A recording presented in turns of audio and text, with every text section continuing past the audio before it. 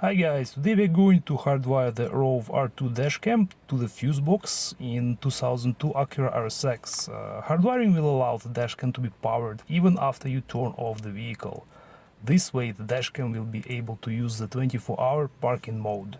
We will be using the Rove Ultimate Hardwiring Kit. I'll show you what comes inside the box. Okay, here we have the main cable. On this side we have the mini USB connector. You can use this hardwiring kit with any other dashcam that uses this type of connector. On the other side we have the ground, accessory and the constant power wires. What's cool about this kit, it also has this low voltage protection. You can see here it says battery drain protection starting at 11.8, 12, 12.2 and 12.4 volts. If the voltage in the battery drops below one of these values, you can actually set them by using this switch here. The power to the dashcam will be cut off and it will stop draining the battery. I'll set it to 12 volts at this position right now. So if the dashcam discharges the battery to this level, we will still have enough charge to start the vehicle. Next we have two sets of fuse steps. We have 4 different sizes. I'll show you which ones we have here.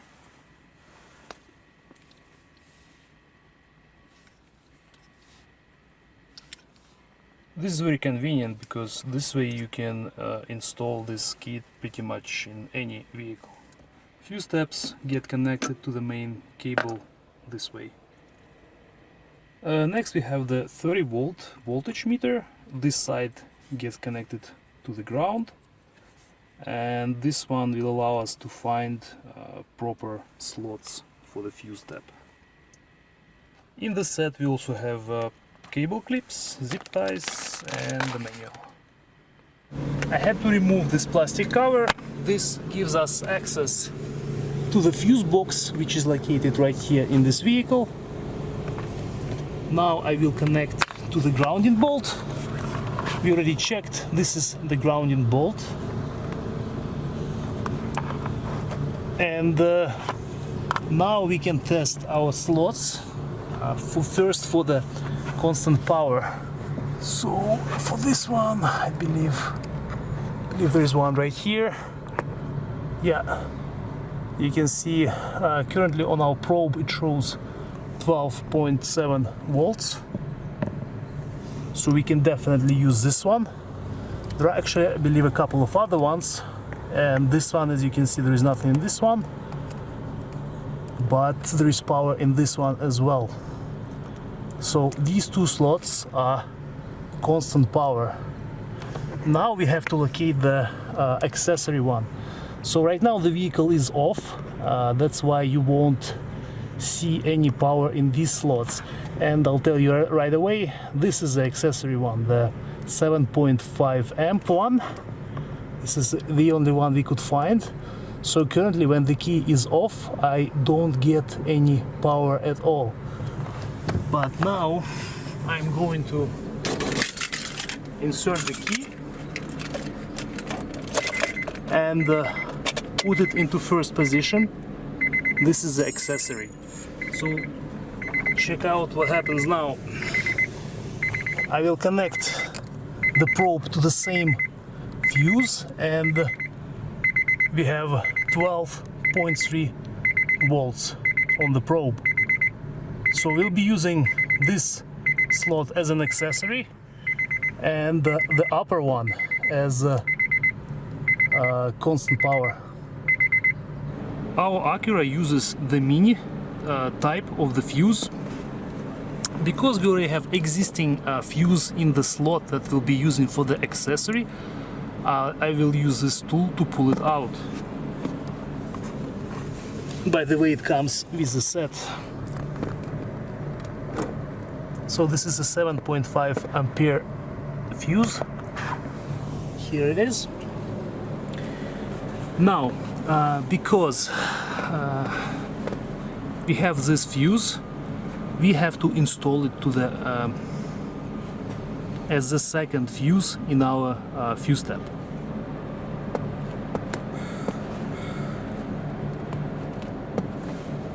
Like this. So we have two fuses now, 5 amps for our dash cam and 7.5 amps for whatever this line is used in this vehicle. I want to point out one more important thing. So first I will put the vehicle into accessory and we'll go back to our accessory slot. So now we have the fuses out. So I'll show you again. When the lower contact shows us 12 volts on our probe, the upper one is ground. It won't show anything, as you can see, and this will define the proper way to install the fuse tab. And let's see it again.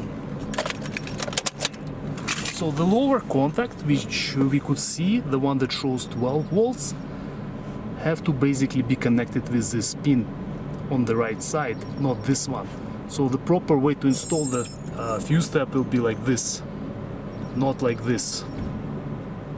This way you will ensure that both fuses are working in this setup. Slot number 3 is going to go this way. We still have to connect this one, but our accessory is currently installed. For the constant power, we actually have available slot without the fuse, and we will use it. So the connection will be done the same way. This pin will go to the bottom of the slot. So this is gonna be one above 7.5. Okay, now it's connected. So one more time, we have now the accessory connected right here, and this is the constant power. Right now I will connect the ground. This is the ground.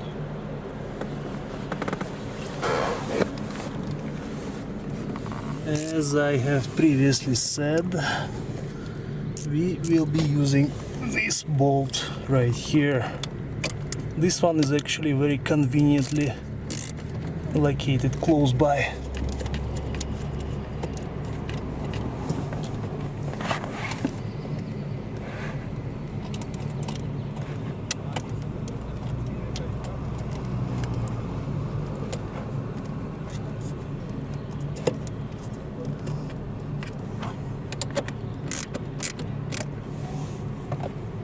And don't forget to connect these wires, the accessory, to our main cable.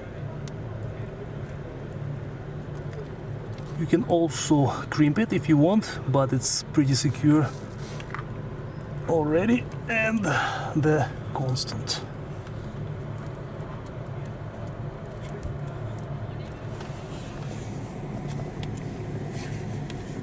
Alright guys, our hardwiring cable is connected. Now I will connect it to the dash cam.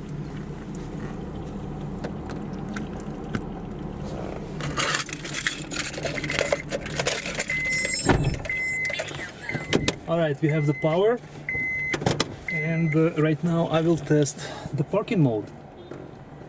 So I'll go to the settings. And I will find the 24-hour parking mode. We have a couple of options here. I have the time lapse. This one records at 1 frame per second, and it also can be activated with a G sensor. And the second option is a motion detection and G sensor. But first I will set the time lapse. This way it will be easier to show you that the parking mode is working. I will turn it on. Yes. Now I will go back. Video mode. So right now it's in the video mode and the dash cam is recording. You can see it right here. So now I will turn off the vehicle. And now it's a tricky part here. At this point the camera will keep recording, so the parking mode will only enable when you lock the vehicle. Let's test it. So I lock the vehicle, and now in a few seconds the camera should switch to the parking mode.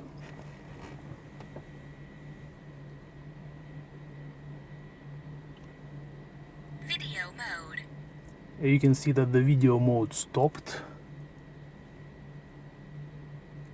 Oh, I mean, it didn't stop completely, but it switched to the time lapse, and currently it's recording at 1 frame per second. I'll show you. I'll actually show you the actual footage from the dash cam. So I'll go out and I will test it.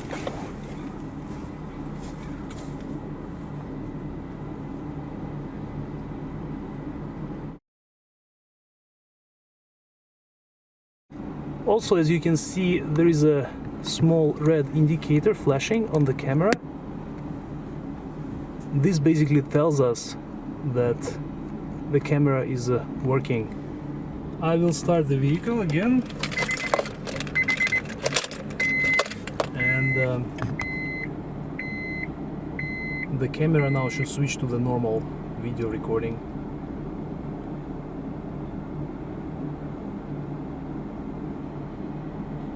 There you go. So we can definitely say that the parking mode is working properly. If for any reason you don't want to use the parking mode, if you turn it off, I'll show you. Video settings. Parking mode. I will turn it off. System settings. So in this case, when you turn off the vehicle, the camera won't switch to the parking mode. Instead, we want the camera to shut down. So I will turn off the car, and as you can see, the camera actually keeps recording. So similar like with the parking mode, to turn it off we'll have to lock all doors. And only now, in a few seconds, the camera will turn off. There we go. So this procedure may apply only to this vehicle or to older vehicles. Some newer vehicles may act a little bit differently. It all depends on how exactly you connect the wires to the vehicle and how the computer in the vehicle works. But in this case, we showed you how it works. Alright guys, we decided to do one more test, so we'll go to the settings again, and Video settings. we will set up our motion detection mode for the parking mode. So we decided to leave the vehicle System settings. in the parking lot for the night. Hopefully we'll record something interesting, so I will show you a few pieces of that footage, and tomorrow we will also test to see how much voltage we will lose in our main battery after the full night of motion detection recording. Let's see how much voltage we have in the battery right now. Currently it's 12.8 volts. I'm not sure if you can see it. Yes, 12.8. And again, as I said, tomorrow we'll check how much we will lose. Alright guys, this is our parking lot. So right now I'm going to lock all my doors. Dashcam switches to the parking mode, and shortly we'll show you the activity that we'll be able to record.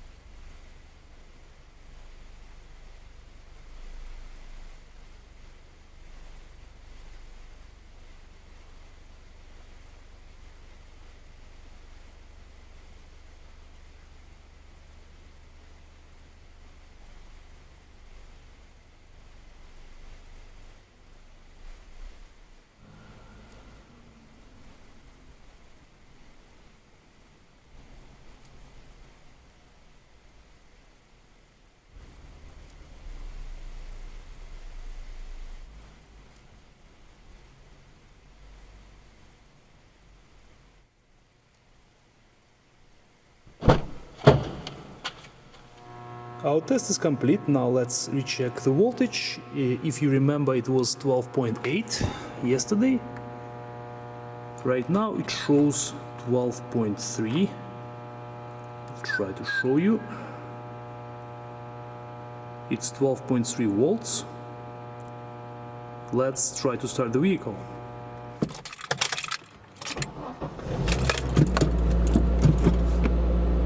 The car starts without any issues. Alright, we successfully hardwired the dash cam to the fuse box using the Rove Ultimate Hardwiring Kit. I will leave the link for this kit in the description. I will also leave the link for the dash cam itself in the description as well. Make sure to check them out, and please consider subscribing to the channel. This means a lot to us, and we'll see you in the next video.